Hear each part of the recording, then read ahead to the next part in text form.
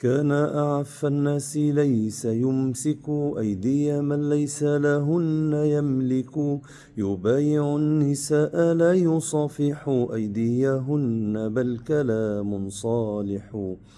أشدهم لصحبه إكراما ليس يمد رجله احتراما، بينهم ولم يكن يقدم ركبته على الجليس يكرم. فمن بديهة رآه هابه طبعا، ومن خالطه أحبه.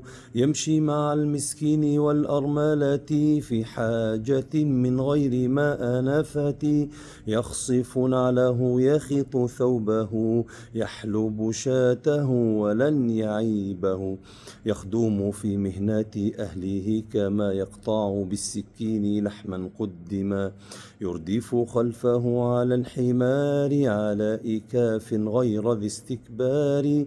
يمشي بلا نعل ولا خف إلى عيادة المريض حوله الملا، يجالس الفقير والمسكين ويكرم الكرام إذ يأتون، ليس مواجها بشيء يكرهه جليسه بل بالرضا يواجهه.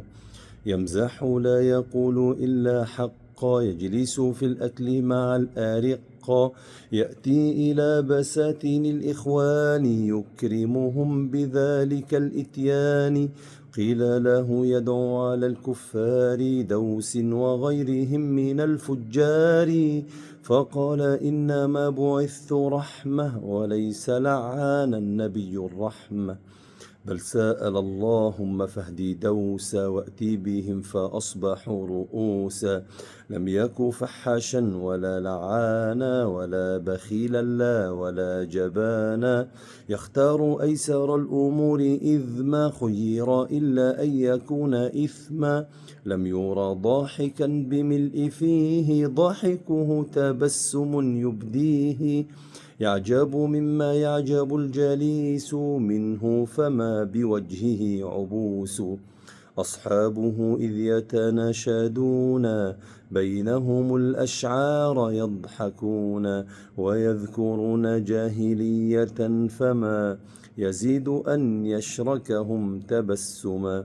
قد وسع الناس ببسط الخلق فهم سواء عنده في الحق، من تاهر الخادم قط فيما يأتيه أو يتركه ملوما. في صنعه للشيء لم صنعته وتركه للشيء لم تركته، يقول لو قدر شيء كان سبحان من كمله سبحانه.